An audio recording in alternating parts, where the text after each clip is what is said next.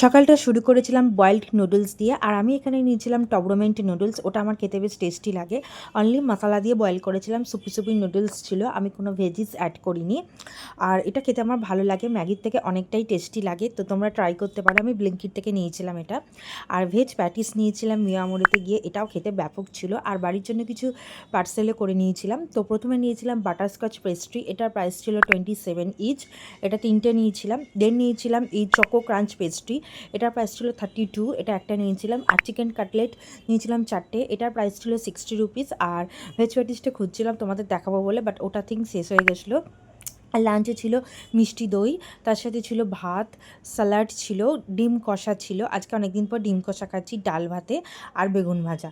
তো এটা লাঞ্চে ছিল। দেন বিকেল হতে না হতেই এই মিয়ামোড়ে থেকে যে পেস্ট্রিগুলো এনেছিলাম ওগুলো আমরা খাওয়া স্টার্ট করি। তো বাটারস্কচ পেস্ট্রিটা আমার ব্যাপক লাগে খেতে, মানে যদি বলো আমি সারাদিন ওটাই খেতে পারি, এত খেতে ভালো লাগে।